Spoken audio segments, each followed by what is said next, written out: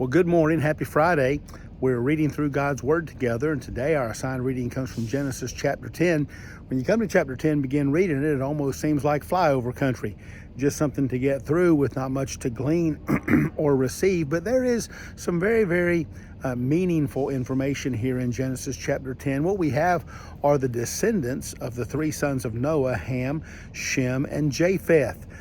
We find 70 great nations identified here, the descendants of Ham, which settled primarily in the African continent. We see the name of Cush, the name of Havilah, the name of Nimrod, and it's important to notice some of the earliest great civilizations on the earth descended from Ham. We would call them African civilizations. Not that all of Ham's descendants went to Africa, some there went to Asia and other parts, but there they are. Nimrod, a descendant of Ham, one of the first great men on the earth, great in the sense of humanistic reasoning and a human society. We read on down and we find that Shem had a son named Eber. I think we see that in verse 21.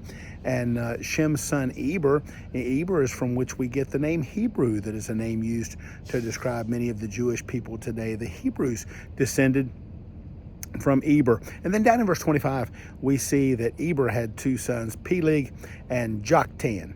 And it says concerning Peleg, it was in his day that the earth was divided. And much speculation has gone into that division of the earth.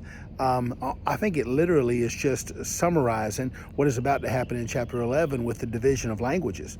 I think that's what that means, because we don't see any other great cataclysmic event, because the flood is past.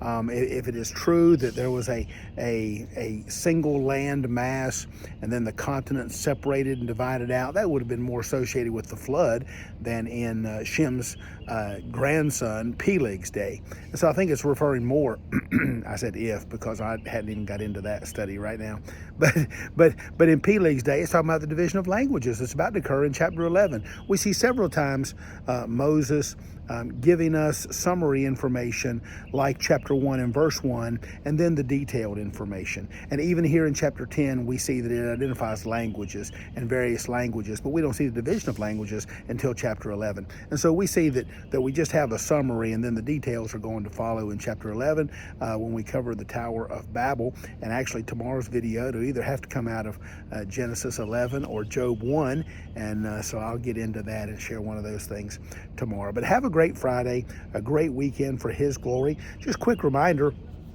Children's Committee meeting 4 o'clock this coming Lord's Day, and then a week from Sunday we have our Walk Through the Bible with Pastor Rich Powell. Sign up if you want that workbook. It's a $10 workbook, and we'll have 3 sessions on the 18th, 10:30 a.m. for everybody that normally attends worship, 10:30 a.m. and then 5 p.m. and 6 p.m. So you're encouraged to be part of all that. Hope you have a great Friday for His glory. God bless you.